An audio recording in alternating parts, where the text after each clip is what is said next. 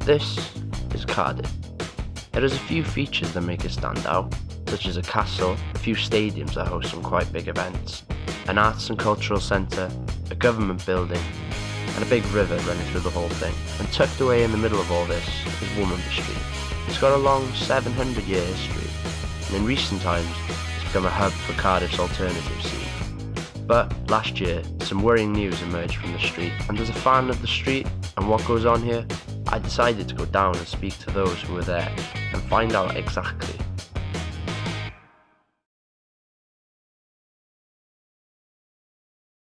My relationship with Womanby Street sort of stretches back years and years because I'm born and raised in Cardiff. So I remember coming to one of my first ever gigs here when I was about 15, I think.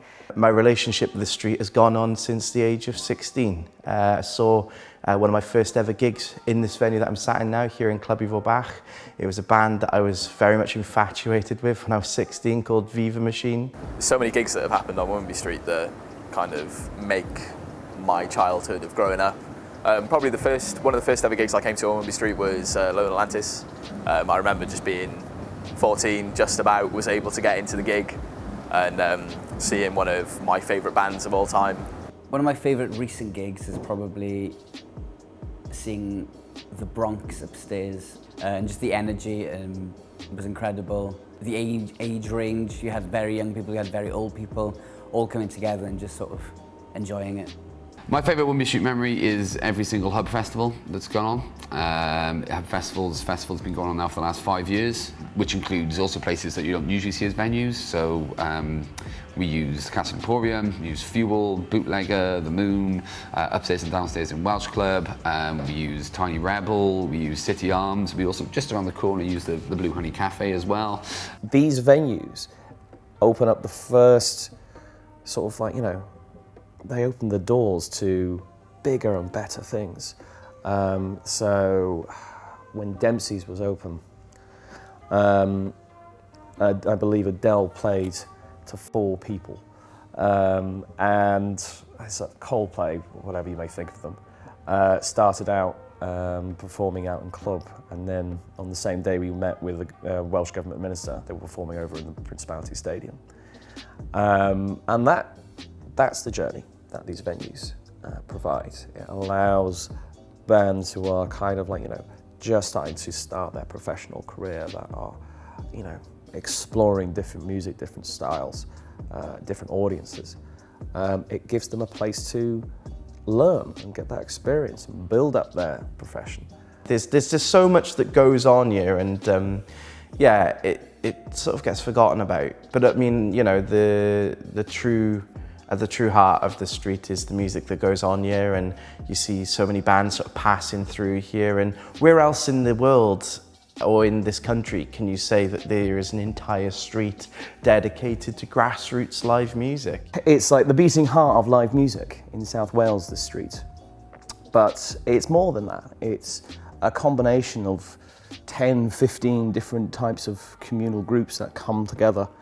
And you don't see that really anywhere. It's not something that can be designed, it's not something that can be created or engineered. It's something that just has to grow. The Save Womanby Street campaign was needed because it's the old adage of you don't know what you've got until it's gone, to be honest with you. I remember going into the Moon Club and just seeing this phenomenal performance from this band, and it was being enjoyed by something like 23 people. And I was just like, what is going on? I guess it was really vital for me anyway to see that a lot of people didn't really go to gigs on Womanby Street. I felt like people weren't utilising the venues properly. When grassroots gigs were happening here in Cardiff, just there being a real sort of low period in terms of attendance. The live music community within the city was actually under threat, and people might have taken it for granted. 4 Bars closed down, which was an iconic venue on the street where the 11s is now. And then the Moon Club closed down, which used to be upstairs where Bootlegger is now. And then the Moon closed down. I think the Moon closed down, which is where we are now. I think that was the straw that broke the camel's back eventually. People realised that there really was an atmosphere in the city that by developers and to be honest, from crowds as well, that live music really wasn't needed in the city. It wasn't financially viable in the city, and it just wasn't just valuable. And I just thought, this could happen to any venue on this street. Like, someone could just go, enough's enough, done. So when we started the campaign, what kind of inspired it was the petition that was flying around just after Gatekeeper had won approval for a planning application to build 17 hotel rooms above the pub.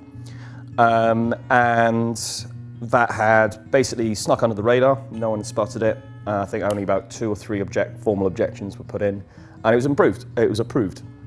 And the problem with approved planning applications is that there's no legal mechanism to overturn it whatsoever.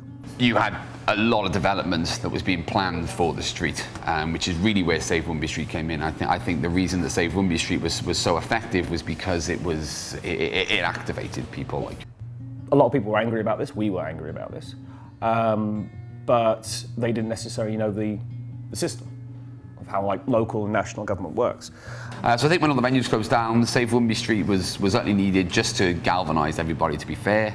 It needed to be directed at the council, it needed to be directed at the Welsh Assembly government, because the things that needed to change in terms of when it comes to planning permission and when it comes to agent of change, they were only ever going to be implemented by the Welsh government and by the council. So the 3 objectives were designate Womanby Street an area of cultural significance, which is a term we made up.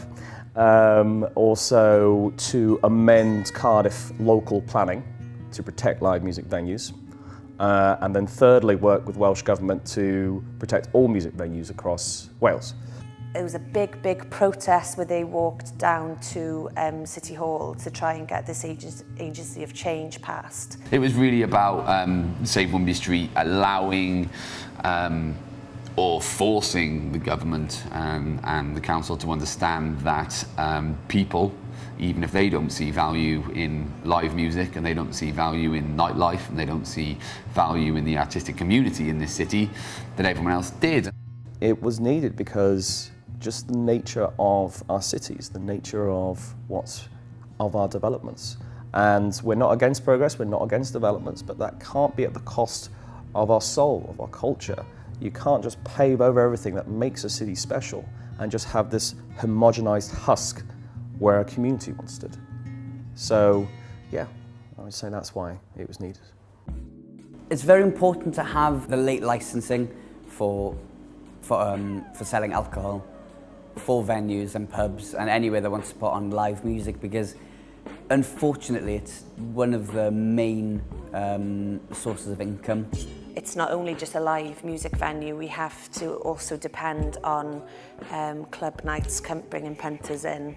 And nights like 70 times 7, dirty pop, propaganda, you know, because student culture, I mean, you come down here on a weekend and there is a queue right the way down the street, and that is where all the money's coming. If those flats had actually gone up and residents would be living there, it would have meant that that late licence would have gone because of the noise and because of the music. It just wouldn't have been possible for the 2 things to exist. I think it's important for people to realise that not everybody, in fact a small portion of people, actually live their social lives based on the hours that people tell them they should live them on. So I think it's important to really open up the fact that, you know, if you want to be out at 3 and 4 a.m, then you can. I mean, it seems illogical to me to tell people when they can't be out and when they can't have fun and when not they can't make noise. Having grassroots venues being threatened by bigger corporations and a number of huge issues isn't just a Cardiff problem at all. It's definitely across all of the UK. You know, you can see it in Glasgow, Manchester, Liverpool, Bristol, London. It feels like nearly every month you hear about a small music venue under threat. We're seeing it all over the place. We're seeing it in London, in fact. They lost about 50% of their music venues over the last 10 years. It's starting to come back now, but it's a drip effect. You know, the news came through a few months ago that Thekla in Bristol was under threat. And I think when you have a success story like Save Womanby Street, it kind of proves, okay, it can be done and it is possible to bring, you know, to knock on those big doors with the important people and be like, no, listen to us. Everything that we've done with Save Womanby Street isn't unique. It can be replicated. And it can be, you know, remolded and reshaped to actually what your city or what your venue needs. It spurred quite a lot of change, and it all started here in Cardiff because other cities and that were like, they've challenged their council and have said, we are not happy with what is being done to our music scene, do something about it.